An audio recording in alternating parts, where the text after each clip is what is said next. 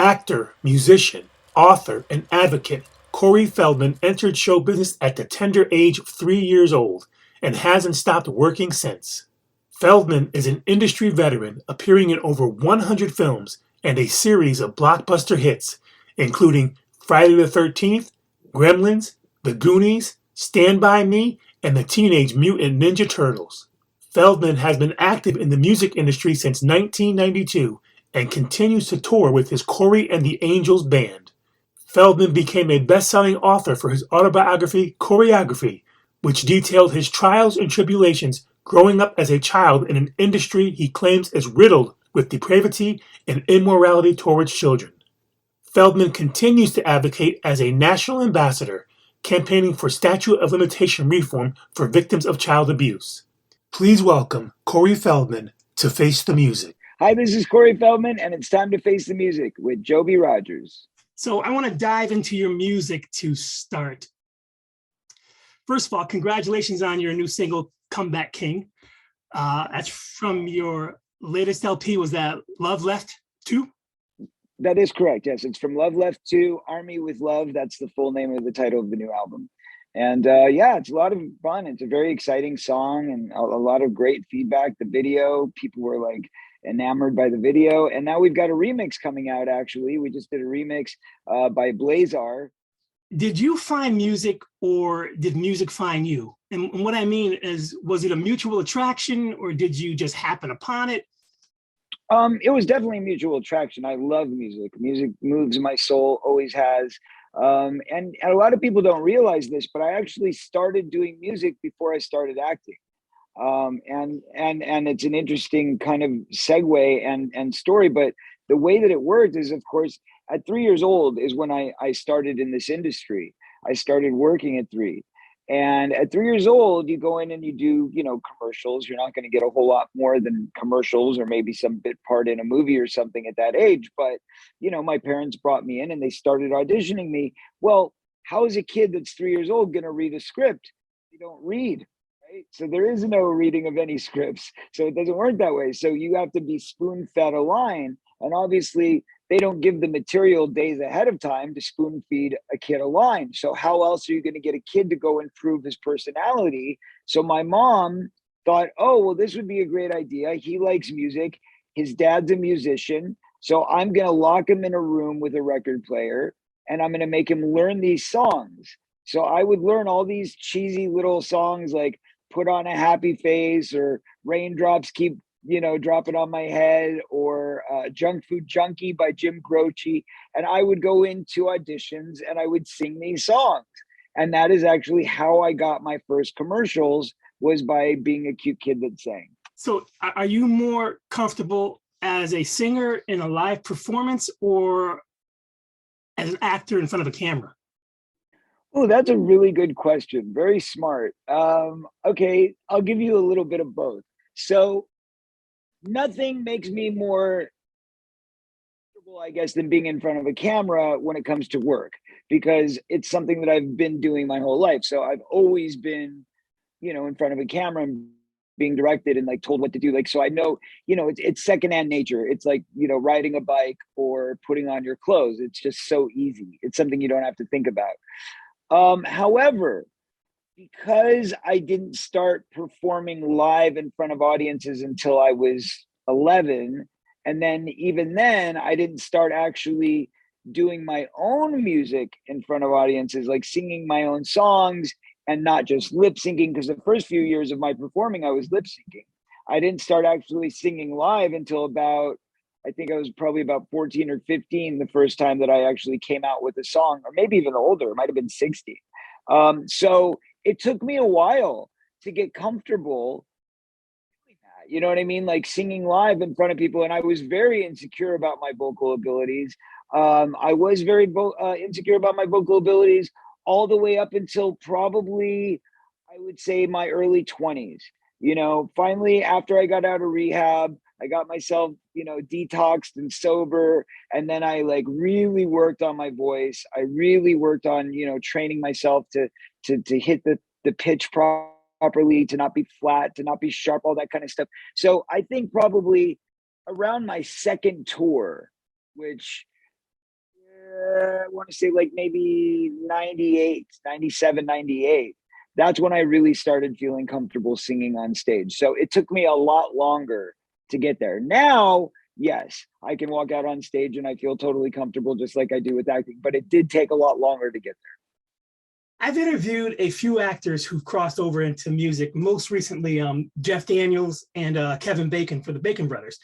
Uh, they've all held apprehensions that an audience might not expect much when an actor walks out on stage to sing, or a more discerning audience might be thinking, all right, I paid, we know the actor, we're here, now show me the singer.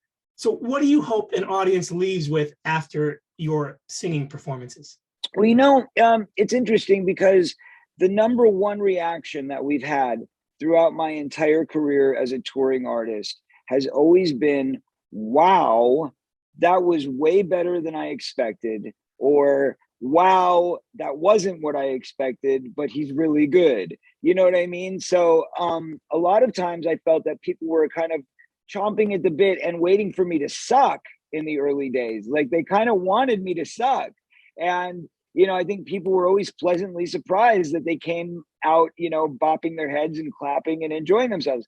Nowadays, things are different because I feel like, this is going to be my 8th tour of the United States. So, I mean, we've done this a lot. And I think that my audiences have now found their place and found their way and know what to expect from a Corey Feldman show. But it took, a long time to get there. It took a long time to get there. The songs on your LP, the new LP, specifically the lyrics, they appear very paradoxical. Is the intent here with you to reveal something, or are you trying to relate? Well, specifically which songs? Especially the Comeback King. Okay. Comeback King, I think, is pretty much on its face. I mean, look, I've been through a lot, right? We all know that. There's been a lot of ups and downs in my career. There's been a lot of positives and negatives, highs and lows. But what I went through the last few years, specifically putting my documentary out and having the entire mainstream media basically shut me down as if I didn't exist because I gave an opinion of something that yeah, I don't want to go too deep into it because I'm trying to stay away from that. But that said, because of that, we did go through this kind of weird, dark few years, which luckily and ironically, that timed out right when COVID happened. So not too many people really noticed, but I've been kind of under this kind of media blackout for a while. And so it was kind of like when I wrote that song, I felt like, well, you know what? They're not going to keep me down. They're not going to stop me. I have so many fans out there that want to see me keep going that I'm not going to go run and hide, because there was part of me that wanted to run off and never come back. I was locked outside of America for a year. We recorded a brand new album in lockdown, and then we got back eventually and dove into the history of the analog, and haphazardly it all worked in the right direction, so that by the time I wrote Comeback King, which was definitely one of the last songs I wrote for the new album, I think I had a new sense of security. I think I had a new feeling of confidence, and that, you know what, as much as I wanted to run away and hide, I'm not going to, and I will continue to keep coming back. And the one thing that you definitely can say, whether you love me or hate me, is if you watch my, kind of roller coaster of a career through the decades, I always find a way to resurface and come back with something exciting that people seem to grasp onto. So, I predicted it and I was right. The Comeback King video went viral, and we did it with very little media support, no push at all, no marketing dollars. Just put it on my YouTube page and announced it on Twitter, and 360,000 views later, boom. With songs like Comeback King, Mercy is a cool one, and You Are Free, they kind of sway from one side of the music spectrum to the other. Does the propulsive or creative force in you prefer to take risk and roam into uncharted territory, or do you like to stay true to the devil you know as opposed to the devil you don't know? I love it. I love it. You have such great questions, Joby. You're really great. Yeah, for me, it's always about departure. It's always about reinvention and departure. I love I love, first of all, I have such an odd, like strange array of taste. You know what I mean? My taste in my music and what I like to listen to is like a kaleidoscope because I'm a huge Pink Floyd fan. But then I'm also a huge Beatles fan. And right there is a dichotomy. You know, usually you get one British band that you're into, you know, or you're into the Stones or you're into the Zeppelin but I like them all. But Floyd and Beatles are like my top two. I love the Who as well. So like all of those different types of rock and roll is like me. But then of course I love Michael Jackson and I love Madonna and I love the pop, you know, sensibilities and the great clean, you know, candy perfect sound of that, you know, that meticulous music. I love that. You have a very, very distinct voice. And I realize that your voice is an instrument. And since we all hear our voices differently than how it translates in playback, in your heart and mind, Corey, what is your personal relationship with your voice? And how does it fit into your identity? Is it a love-hate relationship? You know, that's another great question. You know, I always heard that John Lennon never really liked his voice much. And that's why he always used so much echo and reverb and effect on it because he was trying to drown it out, you know, and get further away from it. And I always thought, what is he crazy? Like he's got one of the most perfect voices ever. He sounds like an angel. But yet I find myself being very, very hard on myself, very critical. Yeah, it is a love-hate relationship because I do love it. You know, there's some songs where I'm like, oh my God, I sound so good here. You know what I mean? Or but I do, here's the thing that I love about my voice is its versatility. I love the fact that I can do this like really ballsy kind of, you know, nitty gritty bluesy rock stuff. And then I can go to like a high pitch like Rock and Revolution where I'm doing a falsetto screaming like, you know, Axl Rose. But then I can go and do like a Michael Jackson kind of funk thing and like use a lot of percussionary work in my vocal stuff. And I learned that from Michael. I mean, Michael would sit there and show me how to beatbox and show me how to, you know, use that kind of acoustic percussionary work.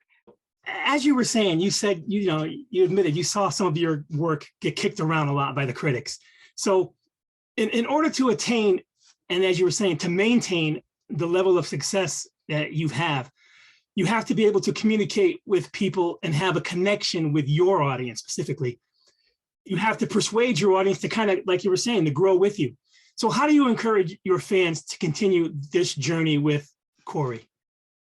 You know, I don't try to manipulate that. I let the fans just be there. You know, I feel very, very blessed. Very blessed. Like this is all worked out like some kind of a fantasy of a kid that it's almost amazing. It's almost magical, you know, because I remember being a kid and thinking, I want nothing more than to be on that stage with the screaming fans. I want nothing more than to do that giant show where everybody's watching and like it's all produced and choreographed and it's perfectly timed and everything where, you know, like I would imagine this. And when I was 14 years old, 15 years old, living in my dad's apartment, I literally, this is how I trained myself. I literally would sit there and put on like a Phil Collins CD, for example, or Van Halen or whatever. And I would do an entire concert, imaginary concert to nobody, but I would stage it out in my mind. Like I would start the CD over like 10 times just to make sure I got out on the right cue, things like that. And I would see the show as a format and I would plan out like, okay, well, this would be my first song and this would be my third song, but what am I going to do for the second? Like I literally would plan out these imaginary shows. And in my imagination, I would perform a full set every day. I mean, I physically would do it. I would do the dance moves. I would practice over and over and over until I got whatever it was supposed to be was right in my mind. But I would do this choreography. I would train my voice. I would study the inflections and the breath, all of this kind of stuff. It's not an easy gig. And I feel like I maybe I bite off a little more than I can chew, but that's okay too, because I like pushing myself and I like challenging myself. During my research, I've noticed that you have a very deep and intimate relationship with your audience, as you were saying. Yes, yes. I love them. I love them. Love left. I love my fans. This giant heart, this giant heart box is for them because I literally love them so much, Joby. You have no idea. If it wasn't for them, I wouldn't be here. I wouldn't be here. I'd be done. I'd be done. Artists need to be authentic with their fans, like you just said, in order to keep progressing in this business, which is not easy. With so much Corey Feldman hyperbole out there in the public domain, do you feel like you have to keep something for yourself for fear that you will lose yourself in their expectations? Or, I mean, is there still a Corey that no one will ever truly get to know? I don't think so. I bear everything. I mean, it is as raw can be. I even lost a tooth on stage during my last tour, or my last round of touring. Okay. And I did not stop the show. Like most artists would have run away and cried and, been humiliated or whatever. I literally saw where it went. I was like, hold on, everybody. I lost a tooth. Stopped the show, made the front row audience look with me to see if we could find it. And a fan found it and handed it back to me. And I was like, be right back. Little musical interlude. Came back on stage 5 minutes later and put the tooth back in. I was good, finished the show. So it's raw. It's me. It's real. I don't put on a fake pretense or put up an illusion of what I want people to think I am. I am a very, very sensitive person. I'm a very emotional person. I'm a very loving person, and I'm a very giving person. But I also, because I am so sensitive and emotional, do get my feelings hurt. And when people are rude or asshats, standing in front of you, swearing or saying stupid things, which does happen from time to time, you get your hecklers like anybody, right? And when that happens, I just block it out, and I realize that I feel sorry for them, because I think, man, you must have been deprived of something as a kid, to make you want to stand here and ruin everybody's good time, but whatever. Kind of in that vein there, personally, I've gotten more inspiration from music than anything else in my life. Not from religion, not from education, not from family, not from a religious service. Music gave me a deeper understanding of myself, and I'm moved by music that has tangible qualities. I can feel when a singer is being honest, as you were saying. With that being said, what has music taught you about Corey? Let me put it this way. I'm a very spiritual person. I definitely believe in God. I have a devout faith in God, but I'm not a religious person. So I don't believe in going to church. I mean, I'm not saying it's bad. I just don't do it personally, because I'm Jewish. First of all, I was raised Jewish. But I also don't go to temple. I'm not like a Sunday school guy. I'm not I don't go to a mosque. I don't go to a temple. I don't believe that you have to leave your home to praise God. I believe that God is within our soul. And I believe that we can, our church is wherever our heart is. That's what I believe. And I believe that you make your home your church, you make your soul your church, you make your stage your church. And for me, music is my soul.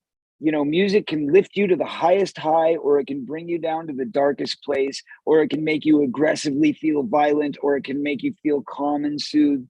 I mean, it can change your mood, it can change your feeling, it can change your emotion. It literally manipulates and controls us. So knowing that, I feel like if I can tap into that feeling and give somebody a beautiful high, and then take them down and make them feel that rough, rugged kind of life's tough, it's not easy, and you have to go through that darkness a little bit, but then bring them back to inspiration. That's a journey, right? That's an emotional journey, and it's a spiritual journey too. Nothing is better than putting on an album where that you can be dancing and rocking 1 minute to the next minute you're just chills, wow, powerful, whoa, I just got that, that was a God moment. And then, come back to something that's so earth shattering that it brings up an emotion where you could well up and cry over it. So people often ascribe a tragedy in an artist's youth to sparking an impetus to their creative spirit. In what way, if at all, did any of those experiences you've had affect your art? And if that had not happened, would there be the Corey Feldman actor, singer, advocate that we know today? Love it. Great stuff. Yes, of course. Had to. We are really a byproduct of our life's experience, right? Especially as artists, and what we reflect as artists, whether it's being an observer that quietly notes notations in our own book of songs and then feeds them back to the world, or whether we're giving our own self experience and own self expression based on what our trials and tribulations have been. I got to be a little cautious on how I articulate this next part of our conversation. Okay. So, in retrospect of the now infamous Smith Rock confrontation at the Oscars, do you think the initial reaction of Will Smith getting to remain there in the building, first of all, and then getting to accept his Oscar second, and then receiving a standing ovation third from his peers, do you think that it really exposed the privileged stature, toxicity of Hollywood's culture? Toxicity, yes, most definitely. Listen, this is actually the first time I've commented on this. I've managed to stay out of the fray until now. I was hosting an event for Kiss FM, and Alfonso Ribeiro was actually my friend at the time. We were very close. We were there to perform together because I brought him along because I was hosting this Kiss FM all-day festival event, and one of the acts was Will Smith and DJ Jazzy Jeff. And so we ended up meeting them backstage. We hit it off. They came back to my house afterwards, and that was actually how Alfonso and Will met for the first time. So a lot of people don't know this story, but that's a true story. They hit it off at my house. We all kicked it. They were really nice kids. They didn't do drugs, very clean, very sober, very normal. And I loved them. And then fast forward, look at what happened, right? This guy became one of the biggest stars in the world, and now he's smacking people around at the Oscars. So you wouldn't have never seen it. You would have never seen it because he was so humble and so sweet. But let me say this. Was it handled wrong? Absolutely. Okay, I don't care who he is. I don't care who you are. I think if you're violent and you can't contain your violent actions, no matter what, you do not have the ability or the right to remain in a public discourse. That's me. I would have said, no matter who you are, if you did something that's out of line and impulsive, that who knows what you could do next, and you have no place in my event, so you're going to have to go. And not only that, but I would have had cops waiting when he walked outside because it's an assault. And anytime there's an assault, look, if that was a man and a woman, God forbid, a man smacked a woman like that and we all saw it, you know that guy would have had cops waiting at the door and he would have been arrested the second he walked out of the building. That's it. And the story wouldn't have even been open for question. But because it was two grown men, we view it differently. And I think really that's what it was about. It was like, oh, they'll work it out between themselves. And Chris Rock, did the gentlemanly thing and decided not to press charges. But God bless him for doing that. And that's cool. But did the Academy handle it right? I don't believe they did. I think they should have absolutely, at the very least, thrown him out, and he should not have been there to accept that Best Actor award at the end of the night. That would be my take. Let's talk about your best-selling bio, choreography, and also the document, My Truth. What were the challenges, Corey, of like research, literally psychologically, mainly, in bringing these projects to life? It had to be an ordeal. Ordeal is the least of it. That's quite an understatement. Well, the book itself was not as much of an ordeal. I mean, it was a long period of time, a lot of work, a lot of dedication, obviously going back and working with an editor. So I would write these big, long chunks and I would dive in and I would do it in a chronological order so I could stay in the right phase of my life and make sure that we were covering all the bases. And then I would send it into the publisher, and then the publisher would go, okay, well, this got to be cut, that's got to be cut, this has got to be added. We're going to put you with an editor who can sit there and like literally go through it with you. And then she would sit there and interview me on what I had just written. And she would say, well, how did you feel about this? Do you think that you need to, have this part in there? Why is this part? What about, you told me this other story, why isn't that in there? Stuff like that. So there was a lot of bouncing ideas and going back and forth until I finally had the manuscript for everything that A, was going to be allowed, and B, to make sure that it was clear and concise, but also brief, because look, even though I had 230 pages, trust me, the original manuscript that I turned in was probably 600, 700, you know, because it's impossible almost to take these real life adventures. And I'm a very vivid person when I talk, right? I talk in great detail. So I'm very colorful when I explain things. And it's very difficult at times to edit yourself, to stop yourself from giving that detail, because you really want people to understand the nature of the situation or the graphic detail of what was the experience. So as a writer, I find myself going off and really getting, very into the minute details of all of the stories. And that's one of the things that the editors go, no, no, no, no, no. We just want a brief synopsis. Keep that whole story to 3 lines, or that whole story to 1 paragraph. And, and you're just like, what? You were extremely open to sharing some of your innermost thoughts. Was there anything that you did not want to address? All of it. None of it's fun. It's not a good time. But no, I look at. I wanted to boldly go where no man had gone before. That was kind of the idea, was to really tell the truth. At the end of the day, I just wanted people to know the truth. I wanted people to know what we went through and what we experienced, and especially because Corey asked me to. Like, at the end of the day, I wouldn't have done any of this if Corey hadn't said those words to me. Promise me that if I die, you will tell my story. Those were the key words that set this entire last decade into motion. If he had never made me make that promise, you were asking the really good stuff when we cut off there. Yeah. I shouldn't say good. I should say juicy. Let me not say good. It's not necessarily good. What surprised you the most about fame? And did you find that frustrating early on, that show business wasn't just about the art? Here's the funny thing. Okay, ready for this? This is the complete flip of what probably every other artist has told you. I didn't come into show business looking for art. I came into show business doing what I was instructed. I was a puppet. I was being run by a puppeteer. I wasn't there because of creative whim. I wasn't there because of desire. I wasn't there because of a dream or a vision or something that I, sought out. I was there because my mom decided that it was a meal ticket.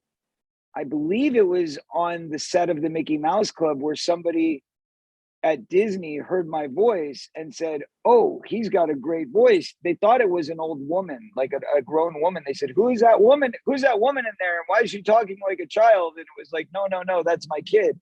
And I think that was what inspired it. But the point being that my mom and my father dictated this journey for me, and they designated my journey, and they decided what my future would hold. I had nothing to do with it, other than I had a great imagination and a very violent and abusive childhood at home. So my fantasy world were very similar to my fantasy world as a child. I would go and withdraw and play imaginary characters to get away, to escape, to get away from everything. And so I would play out entire movies of, I'm a superhero. I'd put on a towel on the back of my shirt and my grandmother's Rubbermaid gloves, and I would be Batman, or I'd be Superman, or I'd be whatever. And I'd fly around, throughout the living room, but it would be, overhead of every major city as far as I was concerned. And I would land and get into a fight and beat up the bad guys, but I was always the good guy, and I was always beating up the bad guys, but I loved playing the bad guys too. And lo and behold, at 11 years old, I became friends with a guy who did voices for a living, and did voices for like a wide array of voices. He did over 1,000 voices. And I started soaking it up and learning from him. And that was part of what built this creative force. I mean, I remember being 8, 9 years old and being on a set and moping and being very miserable and having to work and having to do another take and just wanting to go home and relax and be like a normal kid. And I remember the director coming up to me and saying, you seem so miserable. why are you so miserable? And I said, because I just want to go home. Want to be And a he kid. said, well, right. And he said, well, don't you like being here? Don't you like working? And I said, no, I really don't. I want to go home and just be a normal kid. And of course, I got the hell beat out of me for saying that because I was honest, but that was the truth. What it took was the first time I was excited to work on a show or a movie was the prospect of doing E.T. I was very excited that Steven Spielberg liked me when we met and he wanted me in his movie E.T. And then when I found out that I was going to be doing Madam's Place with the doll Madam, I was like, that's exciting because I like the idea of working with a puppet. That's exciting, And then I got Gremlins right on the heels of that. And now here I was working with more puppets. That stuff really excited me. I loved doing kid stuff. I loved working on stuff for kids. So now that I could start doing stuff that was more kind of kid-centric, that was exciting to me. And then by the time I got the role in Goonies, that was the first time I got really excited about a job. I remember jumping up and down going, yeah, I got that one, because it was a chance to be around 6 other kids where we could be together every day. And even if I had to go to school, I knew I was going to school with other kids that were going to be in the same class with me every day. It was consistency. More than anything, it was consistency. In retrospect now, because we got to be around the same age. I'm going to be 55 soon. Oh, well, I guess I'm a few years younger, but you look great for your age, man. Thank I would you. never guess it. I would look at you and say like 40, so good job. But yes, I'm actually 22. As you can see clearly right here, the gold never lies. Now that you're looking back on that, do you think that your personality was suited for being famous? And how would you describe your current relationship with fame? So I believe everything is meant to be. Obviously I was built and crafted and basically formed into the perfect entertainment machine. I mean, I was literally designed to do this, whether I liked it or not. That's the design plans, and that's what was set out before me. So, like a robot boy, I followed through with my program design and I did what I was meant to do. But Stand By Me was the first time where I said, oh, I'm going to act. Like, I really want to be good in this. This really matters because I know it's an important piece. I respect River Phoenix as an actor.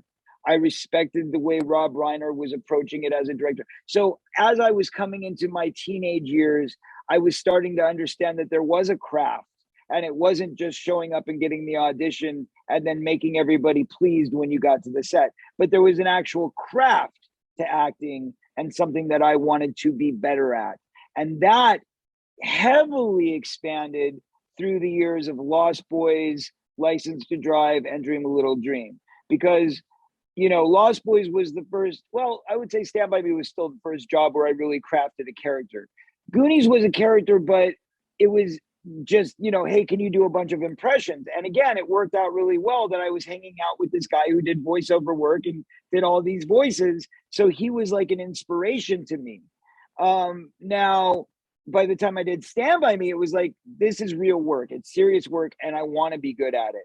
I made a decision during Stand By Me that if I was going to be a serious actor, and I was going to take this really as a career and really now like get into it mentally and be there emotionally, I wanted to diversify. I knew right then that I never wanted to be that guy that played the same character in every movie. So I made a decision. Every movie I do is going to have a giant leap of character. So the guy in Stand By Me is obviously very different than the guy in Goonies. Further on, Dream a Little Dream. Now, here's a really good one. I get to play 2 characters. So I'm a little bit of the guy in License to Drive who's that funny punk kid. But then on the other side of it, I'm playing this old man. And I had to like eat and breathe and live Jason Robards. So I'd say Dream a Little Dream was my departure into mature work. Dream a Little Dream introduced me to I've Got Dreams to Remember by Otis. Otis Redding, yes, amazing, right? Me too. I loved it. Me too. And I'd never heard Otis Redding before that. And I remember hearing it while we were watching it on the movie Ola. the little, movie screen that they have in the editing room where you would, reel the stuff through like a reel like this, or pump it with your foot, and you'd watch the movie go by. And he had a temporary audio track on there, and that was the song for the temporary audio. And I said, you got to use that.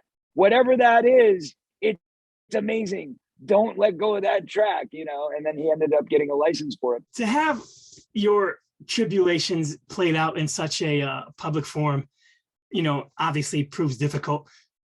And achieving success at your level involves a lot of trials by fire, a lot of failing, a lot of having to get back up and do it again, with no guarantees, mind you. Was there ever a moment in your career, either professional or personally, where you thought it's breaking me, that you considered walking away from it? Yes, right now. Are you kidding? I wake up every day and I'm like, I'm done. No, listen, I kind of, yeah. I mean, I'm at a point where I don't know that I'll ever go back to full-time acting. I don't know that I'll ever go star in another movie. I don't know. The last movie I starred in was Corbin Nash, which was a great departure. It was a great challenge. It was a lot of fun. I don't know if you saw the part or not, but I played a transvestite vampire. So it was, about as far north of center as you could get. Gig's a gig, man. Yeah, well, no, I did it because I wanted to. I wanted that challenge. I wanted to play something so completely diverse from who I am. Like, how do I find the farthest thing from my personality? That's it. Queenie. Okay, got it. So I love that. I love the challenge. And if I'm not challenged, then I feel like there's no point.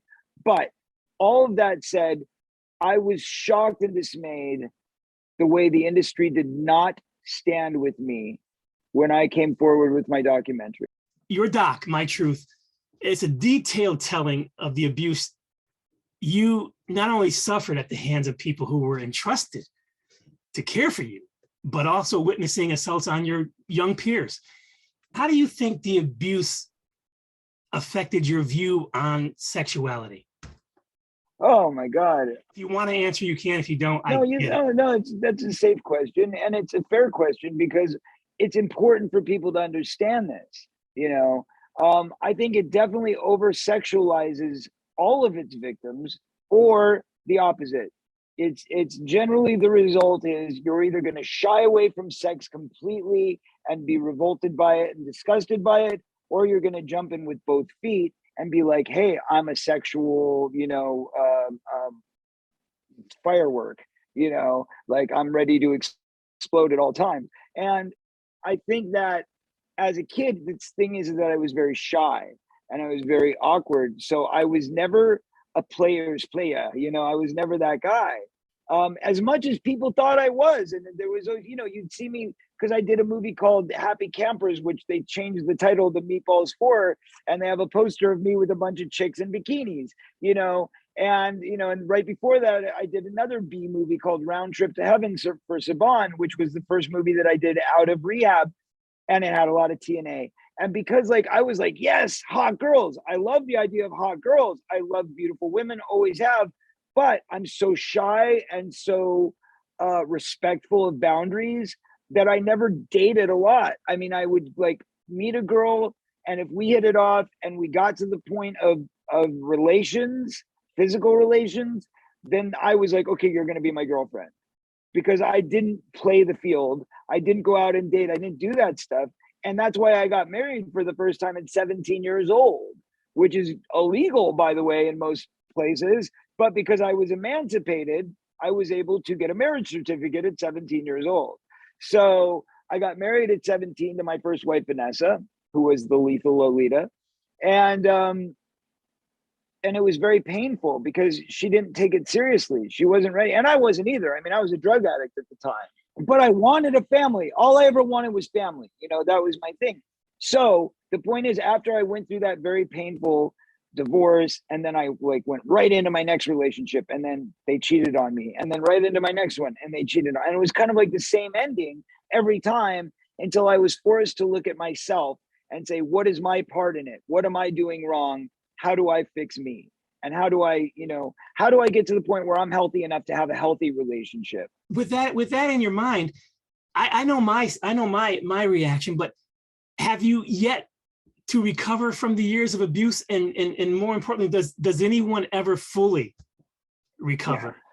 So here's the deal. I somehow fortunately got this weird transfer of people somehow in my life where, went from Neverland to the Playboy Mansion. I mean, I don't know. I was like following around Michael Jackson, being like, very virginal and saintly, and like, you couldn't even swear around the guy, let alone talk about sex. I mean, it was just, if you talked about women, it was like, oh, like he'd like make the shape of a woman, and like you could like there was no like, you didn't talk about it. It wasn't like being around the guys, he was very respectful of the fact that he was an adult and I was a kid. And we just didn't have those kinds of conversations. So I would be that guy. And then all of a sudden I go through rehab and I still stayed friends with Michael, but then I'm doing these movies with these playmates and they're inviting me up to the mansion. And I'm like, oh, wow, beautiful women. I love it. And so by 25, was the first time I had my first kind of erotic adventure. This is very, all truth on the table, but first time where I had like a menage a trois, I was 25 years old. People think, oh, well, when he was a kid, he was probably out, sleeping with everybody. I wasn't. I really wasn't. And the first crazy thing I did was when I was 25. I mean, that's the truth of the matter. And so at that point, I think I went through a phase where I suddenly realized I wasn't ugly, I wasn't awkward, and that women actually found me attractive. And that kind of blossomed between 30 and 35 years old, really late. But that's when I finally got the hint that like, I actually could get any beautiful woman I wanted if I put my energy and time into it and treated them well. So I would go out of my way to always be a gentleman. I loved having a good reputation, which I always was very excited to have because I would be around all these beautiful women and they trusted me. So they'd come over, they would, spend, days at a time at my house. And that's what kind of inspired the whole Corey's Angels thing, because I would hear their stories of abuse. And then all of a sudden I would get this like, wow, I can help them.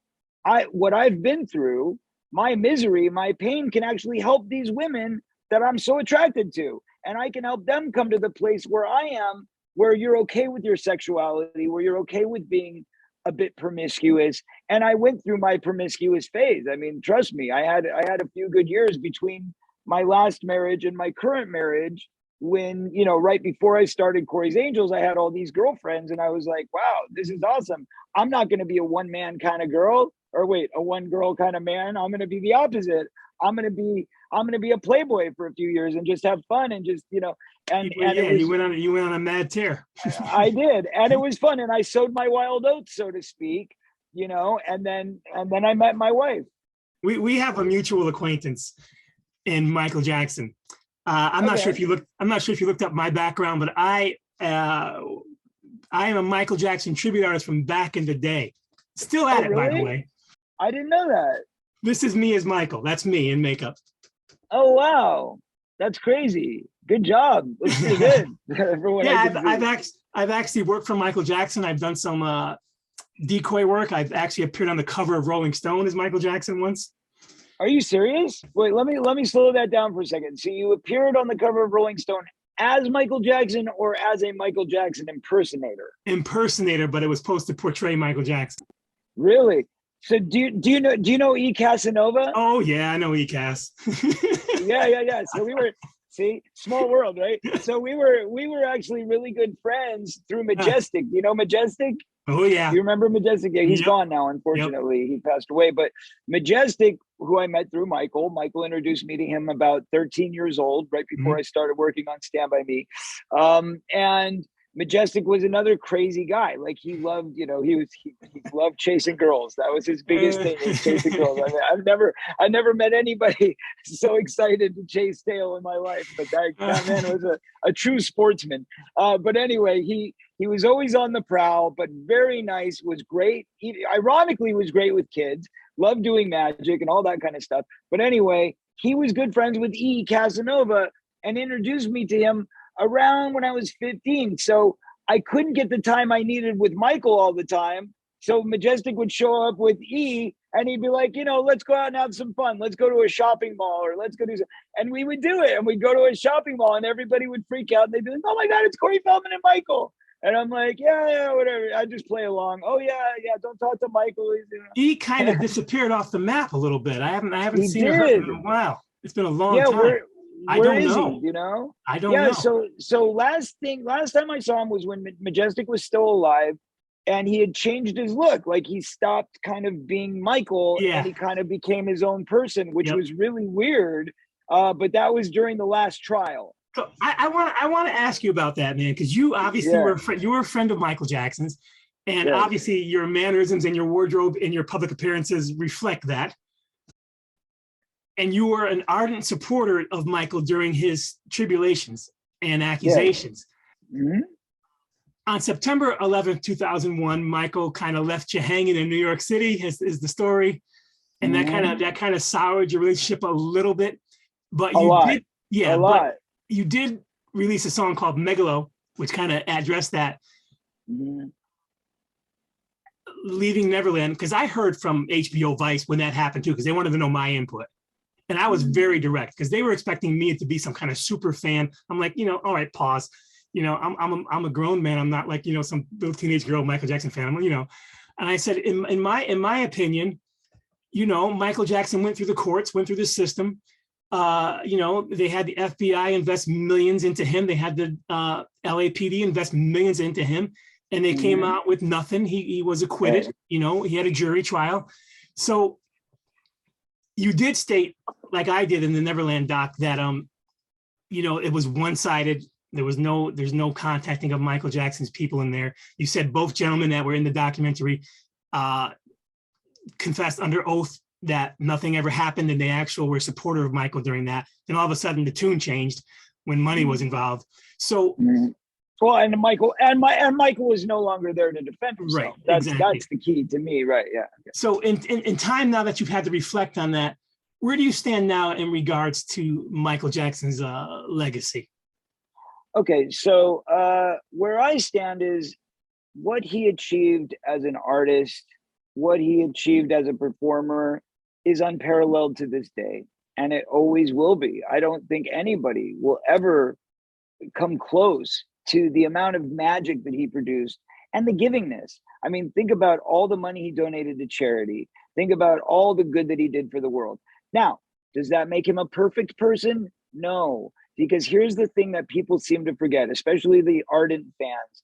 They forget that he was a human being, and human beings make mistakes, and they do things sometimes that we don't agree with. And even Michael did things that I don't agree with. And we had our issues, and I was very vocal about what those issues were. But does that mean that he's a criminal to the capacity of what they were saying? I don't believe so. That's my personal belief based on my personal experiences. Now, does that mean that I'm saying there's no way that anything ever happened between him and other kids? I can't say that because I wasn't there. And I would never want to take a victim's voice or story if they are in fact a victim. Every person has the right to tell their story, and they have the right to be believed by those who choose to believe it. So I wouldn't want to, throw any shade or reflection on disproving their story, because I have no way to disprove it. But that said, I can go based on what my experiences were. And you know what I have, Joby? I have something that the rest of the world does not even know exists. And what that is to me, in my mind, the quintessential proof of who Michael really was. And that is a 45-minute taped conversation between Michael and I in the back of a limo in 1987, while I was between Stand By Me and Lost Boys, and he was between Thriller and Bad.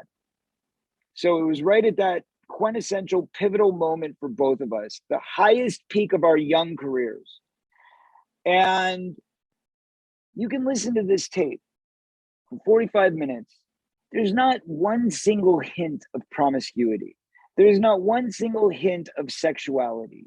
There is nothing that reminds me of any of the grooming that I experienced. Okay? Because at some point, the topic of sexuality comes up. At some point, the topic of drugs comes up with the people that really are abusers. Okay? that's what they do. They gain your trust. You have lots of fun, and then they start prodding and poking, like, so what do you think about girls? Or what do you think about, hey, how many girls have you been with? Da, da, da, da, da, wanting the dirt, or have you ever thought, do you touch yourself?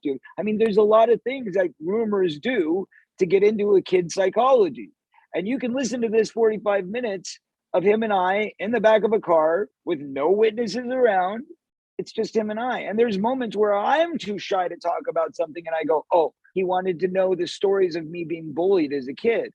And I would say, well, if I'm going to tell you these stories, I don't want to say it on here, because what if my mom finds it, or somebody, of course I joked with him and I said, well, that's because this is all going to the Inquirer and I don't want to say, but you see, but that's how much he trusted me, is that he, even that didn't shake him. We just kept recording because he knew that I wasn't really going to do that. You know what I mean? Because we trusted each other. And that's the reason why I was so shook in New York, because I couldn't believe, after all those years of brotherhood and all those years of trust, that you would think that I would go out there and purposely try to hurt you. I would never do that.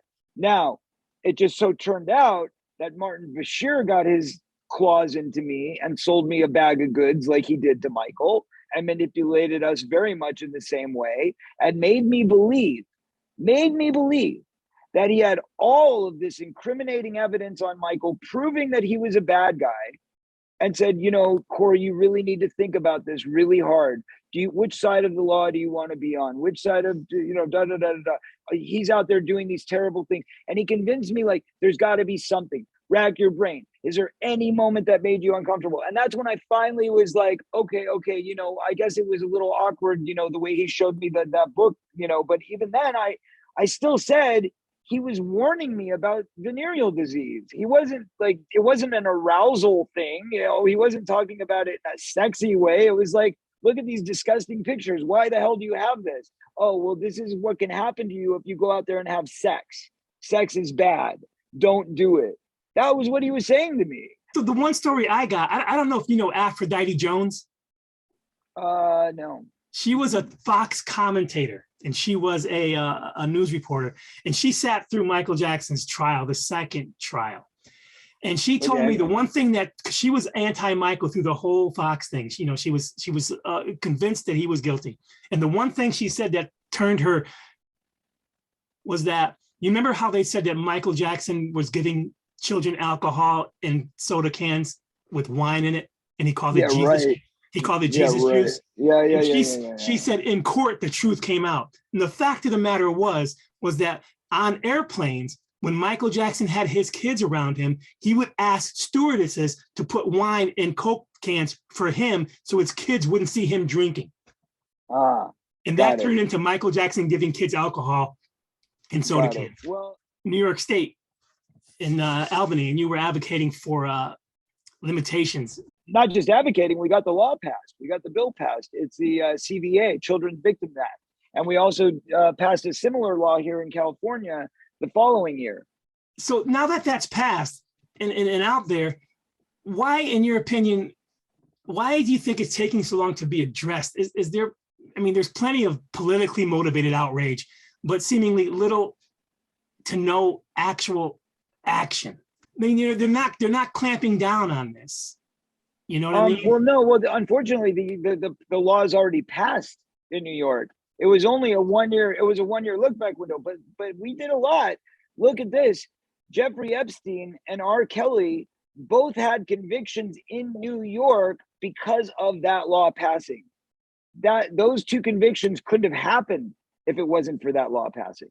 So actually, we did a lot. We accomplished a lot with that one. I personally want to thank you for that, man. I personally want to thank you for that. God bless. God bless. Child USA, they're the ones who deserve all the credit. I just showed up and argued with a few senators, but and I can give a good argument. But that said, the one in LA, I felt a little bit more responsible for, because I did actually put together a letter signed by 30 advocates and people who didn't even want to, victims who were in my industry, who were child actors, who were abused, but didn't want to go on record and be in my documentary, but were willing to come along and sign the letter for Governor Newsom, which eventually was what got to his desk, which helped persuade him to sign the California AB 218 into law, which is where we are right now, which ultimately ended the statute of limitations and gave us a 3-year look back window to bring forward old cases.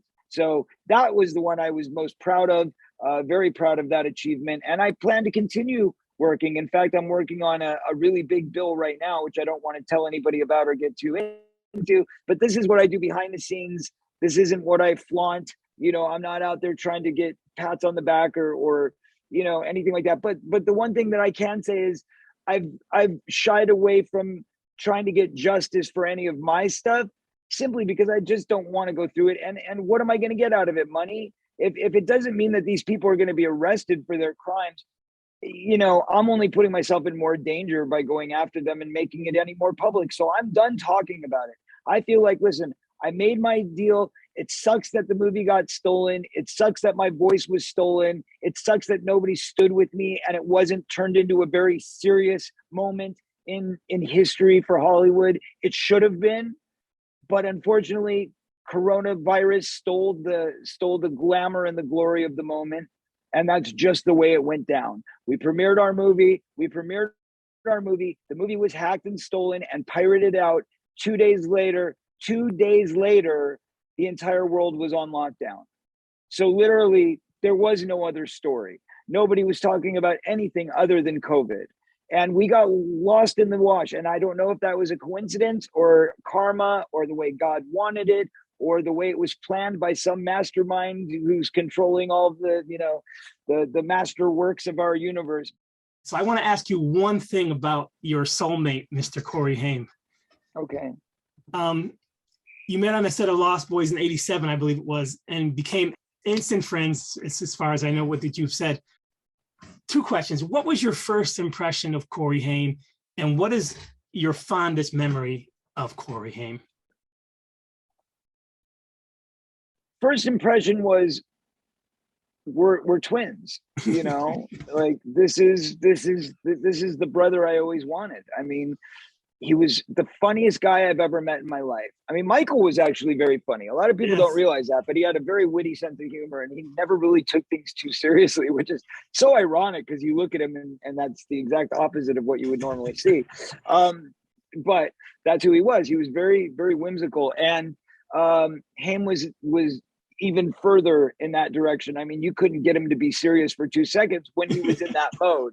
But of course, when he was in a serious mode, then it was like the most gut-wrenching, like serious, conversations you could have. I mean, very, very intense conversations. So, but Corey and I we were kids that wanted to be kids, that wanted to just have fun, that wanted to make a joke out of things so that we didn't take life too seriously. And yes, there was a lot of abuse, but I also noticed that he was severely disturbed because of what had happened to him as a child. So, and he made no qualms about being honest about that, which is why in my film, it was very important that I stated that within the first 12 hours of meeting him, he was confessing all of these things to me and telling me what he'd been through and, trying to get me to be on the same page because he was hoping that maybe there was another kid who had experienced the same trauma he had.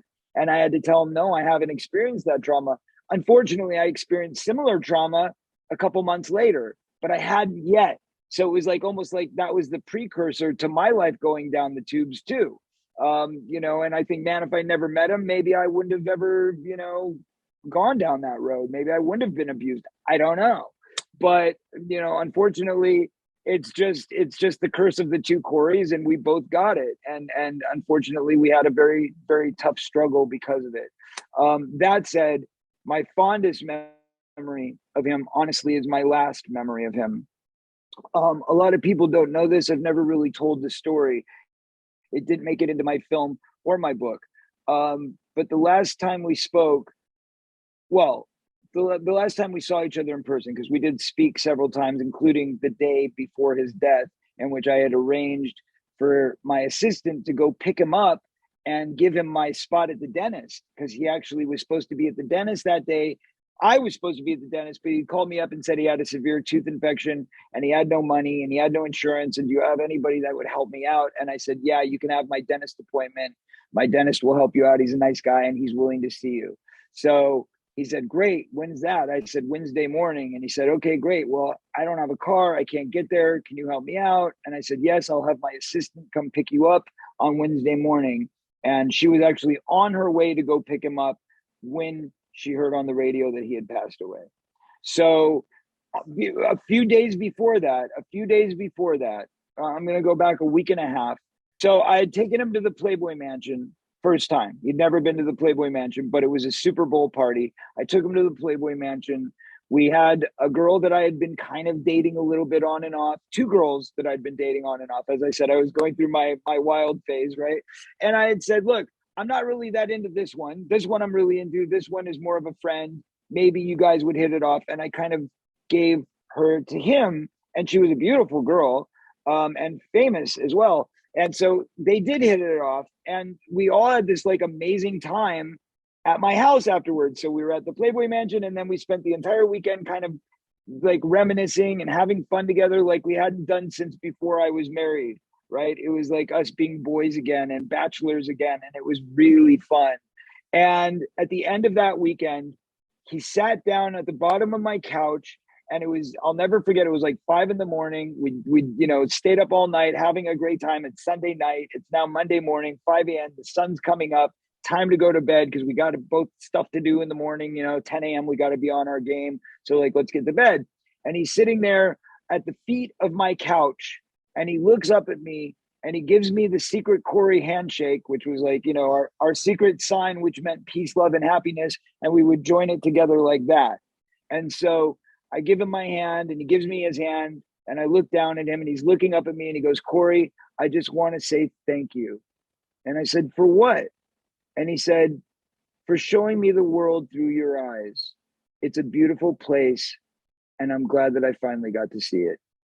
And I thought that was the most beautiful thing he's ever said to me. And I gave him a giant hug, and I went to bed.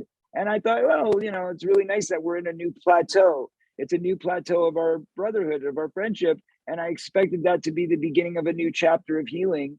And unfortunately, that was the end. But it was a beautiful, bittersweet ending.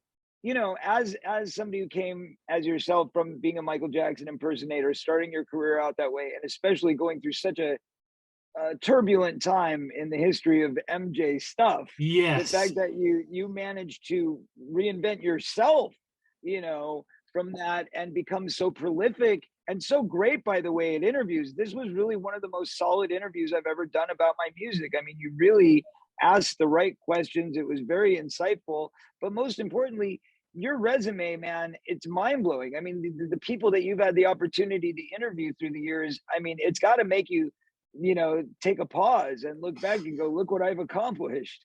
Yeah, and you've done an amazing thing, miraculous, really, and taken your position against all odds and become a leader in your own, forum, in your own world. And that's a really, really powerful sentiment. So congratulations on what you've achieved. It's really mind-blowing. Thank you very much, man. With artists like Prince, Michael Jackson, seemingly hiding depression and addiction from family, friends, fans for decades. You as well, you talked about how you fought those demons in your past. Would you be open to sharing your own personal battle with those topics for just a moment and articulate in your own voice how this is and will always be a work in progress? Yeah, I mean, for me, it's interesting. I'm not like most people in that regard, which is weird. I mean, I don't really deal with depression. Depression is not something that, fortunately for me, is something that is not one of the things on my laundry list of defaults that I have. I'm a very positive person. I always have been. I always see the best in people. I always see hope in the world. I have faith in God. I have a lot of belief. So for me, I wake up every day excited. I wake up every day at the prospect of what can happen today to change the world, to make it a better place.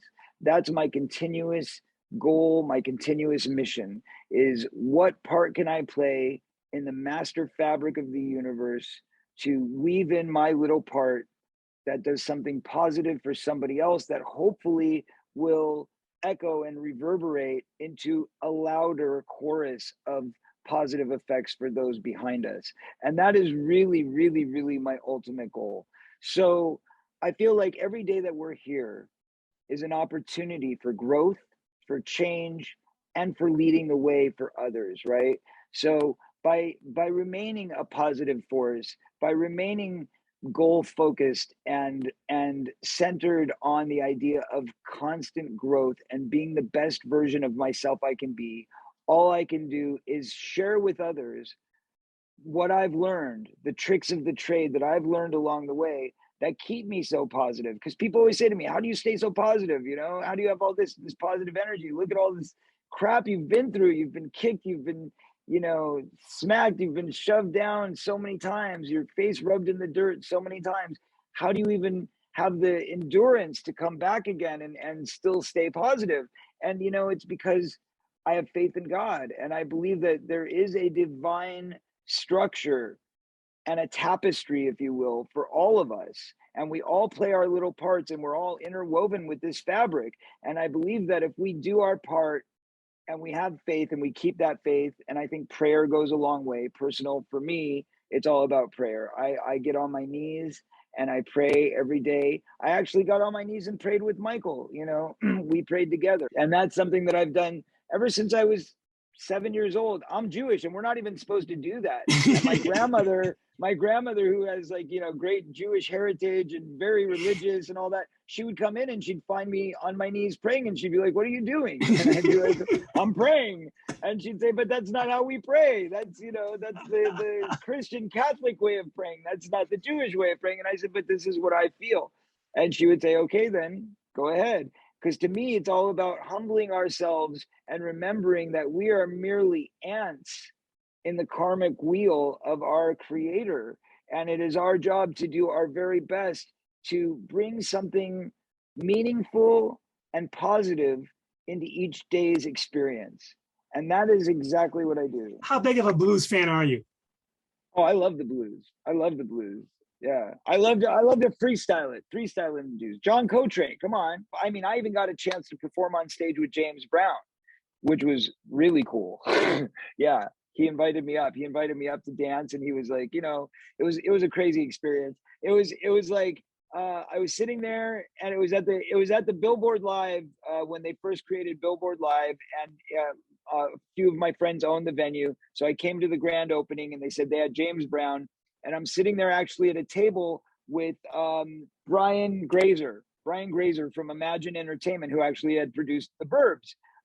So we're sitting at a table together in VIP, and I'm with my security, and some guy comes over and he leans at me and goes, Corey, come on, let's go. And I'm like, what are you talking about? And he's like, they're calling you up. I said, what do you mean they're calling me up? Yeah, James is calling you on stage right now. And I said, no, he's not. What are you talking about? I've been watching the show. I didn't hear my name. He's like, yeah. And I hear, you know, James is going, and I'm like, how does that sound like Corey Feldman? I heard nothing about Corey Feldman. He said, trust me, man. I work with James. I'm with him every night. I heard him call your name. He's waiting for you. And I'm like, okay. So I went down to the stage and I was like, even when I was walking out, I was like, is he sure? Is he sure? Oh, I feel so embarrassed if I walk out there and James looks at me like, what the hell are you doing here? But I did it. I took all the courage that I had to walk out on that stage, trust me. And then when I did, James looks at me and said, you know, I was like, I guess that means I better dance. So I just started dancing, you know. It was it MJ inspired dancing? Well, it's all a mix, right? It's all a mix. I mean, you probably know this better than anybody. You know, what I learned from MJ when I was 12 and 13, learning how to dance by watching Billie Jean a million times, that's where it started, but certainly that's not where it ended, right? So that was the beginning. That was the apex of my dancing career. And what I did during those years, like Dream a Little Dream, which, by the way, I got to watch Dream a Little Dream with Michael and Corey Haim at Neverland in the theater, which was really cool, because he didn't even know. He didn't even know. I mean, this was, you know, when I was in my 30s already. He had no idea that I had ever done this movie where I emulated his dancing. From there, I wanted to make sure that, look, if I'm going to keep doing this, I've got to create my own moves. I've got to, you know, design my own style. I've got to have my own thing. So yes, it all started as, the beginning of it was, the root of it was Michael. But what was Michael's root? Michael's root was James James Brown. Michael's Brown, root was Little Little Richard. Richard, Yes. right? So, and even Bing Crosby, right? So Fred Astaire, all those guys. I mean, he literally followed all of them. But being on the road, there's such a juxtaposition of the environment. Like you're on the stage in front of thousands, and then literally a half hour later, you're isolated in some hotel room. So when you have those moments, what does your onstage persona think of the offstage Corey Feldman? It's two different people. Oh, it's man. Totally two different people because when I come on, I'm electric, right? I'm energized. I feel like just vibrant and full of life. And I would, I could do anything. I literally could do anything. If there's a fan and they go, pulling at me and they rip my shirt, then I go with it. If they pull me into the audience, then I'm going to go for a dive. If some little kid comes up and needs to come cry in my shoulder, I'm going to do that. Whatever that moment calls for. Or if it's some crazy girl that's like up there gyrating on me, I got to go with that too. Like, it's whatever it is that you got to go along with. Do you know how many times my private parts have been groped and grabbed while I'm on stage? It's sickening. Like, I look at this like girls claiming assault, which of course is very serious stuff. You got to take it seriously. But girls get an assault claim because somebody grabbed their butt at a club or at a venue or something. And I go, do you know how many times I've been assaulted both at a club and performing on stage? Like, I could be walking through a crowd and I'll feel girls grabbing my butt, my privates, my junk, and then on stage, literally, because you're frozen in a moment, right? I'm like, bam, and I'm frozen in that moment, and the spotlight's on me, and the smoke's going, and all of a sudden I feel these hands going up my legs, and I'm like, I can't move, gotta hold. We're at a lighting cue. Gotta hold. Oh my God, I want to smack them, but I can't. You know what I mean? So trust me. Are you concerned with the instant ability of the internet of what goes on stage? Because everyone's got a camera.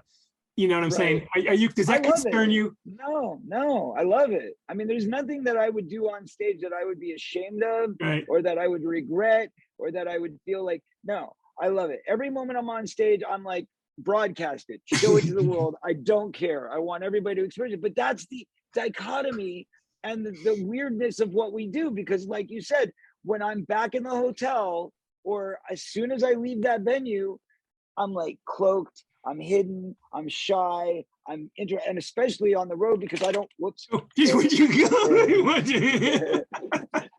Sorry, my phone got really excited. No, but you're in that moment and you're feeling it on stage, but as soon as you pull away, and especially being as introverted as I am, I go into like, I have to control my voice. I don't even want to talk to people because, when you're out there doing 5 shows a week, you cannot talk in between. You really can't, because you've got to preserve your voice. That is like, it's like gold. It's your, this right here is what's keeping everybody employed right now.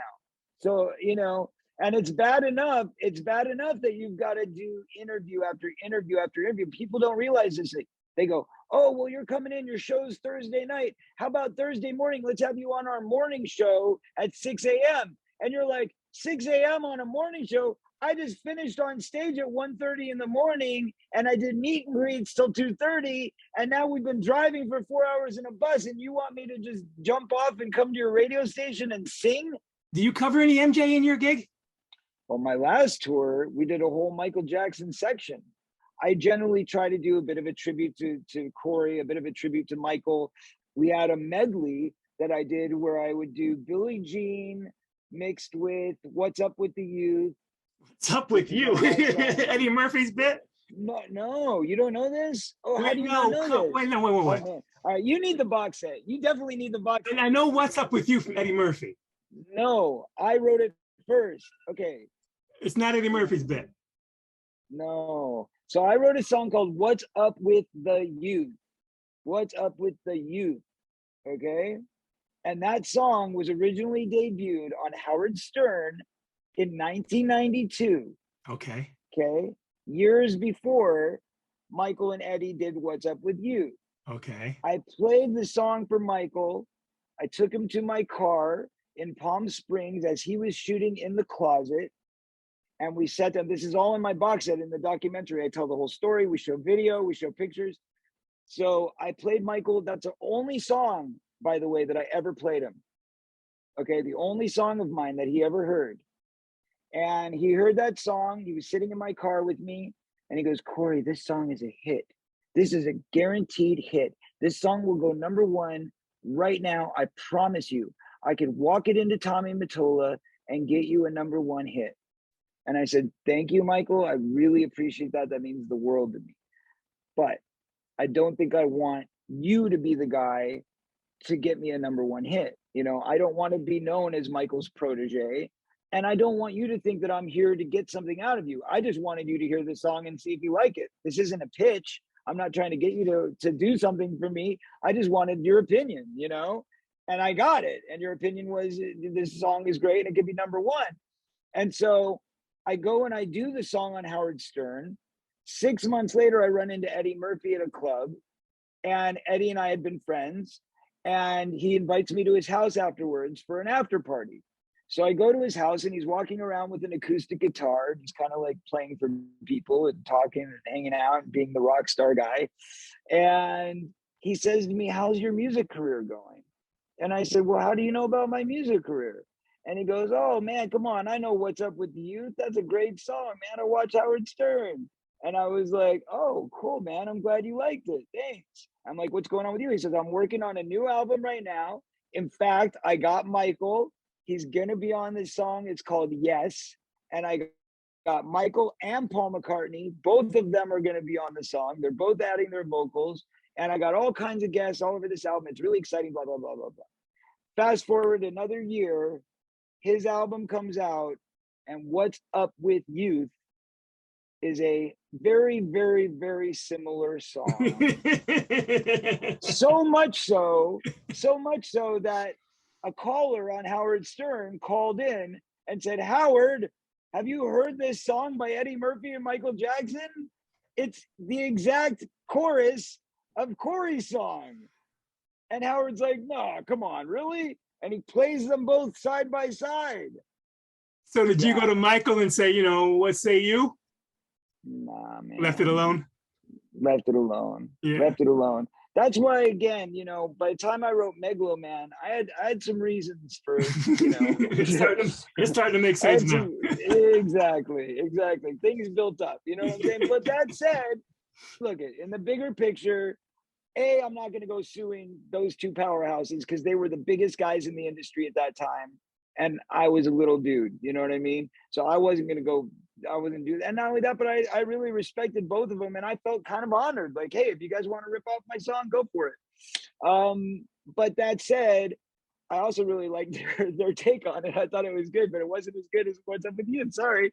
The original was still better.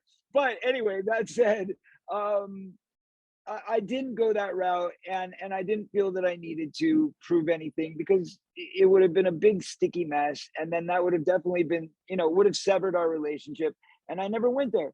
And then, when I put out Megaloman, I actually got a letter from John Branca, who is like, we would like you to stop this. This is a cease and desist, and blah, blah, blah, blah, blah. They wanted me to take that song off my album. And I said, look, first of all, who is Michael to try and tell anybody that they shouldn't have creative expression as an artist and as a writer? Because we saw what he did with Don Snedden or whatever the hell that song was, right? Yeah. Right? He's a bad man. I was like, So I'm like, if you can do that. And didn't Jermaine put out what Word to the Bad? Word to the Bad. So I'm like, look, and I don't even mention Michael's name in it. You know what I mean? Right. Like you're using the other guy's name. I'm not using his name. I'm just making general references, right? Like if you don't know the story, you don't know the story. I said, so look we're all friends here. You don't want to come at me like that. I am mad at Michael right now. That's why I put that song into an expression, but that's as far as it goes. And I'm not planning on it going beyond that. So let's all do the right thing and just let it go and leave it alone and we'll be good, And they did. So we had that mutual respect even when we were fighting. Because I had a similar situation with Lenny Kravitz, a song that he did called a song he did called Fly Away, and I have a song called Walk, which is walk away, really. And it's a very similar I thing want to again. get away. Right. I I want to. want to fly away. Yeah, yeah. So Yeah. my song, gotta walk away. I've got to stand my ground. Gotta walk away. And at the end of it, there's this whole part where I'm like, fly away, fly away. I gotta fly. And I played it for Lenny Oh in his man. studio in New York, put it up on his big speakers. And then 6 months later, his next album came out, and that was his biggest hit ever. So, hey man, I'm just glad to be in the mix. Showbiz. That's the way I look at it. I'm just glad to be in the mix.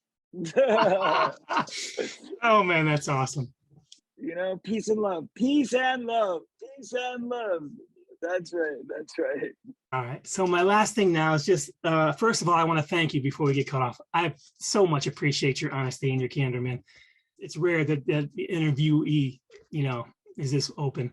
Any Thank you. comments on this interview or anything you'd like to add, Corey? Well, I had no idea that you started your career as a Michael Jackson impersonator, but I have great respect for that. I love it. I love it. Thank you so much, man. God bless you, Joby, and continued success, man. Really. Thank you, sir. Much appreciated. Yeah, absolutely.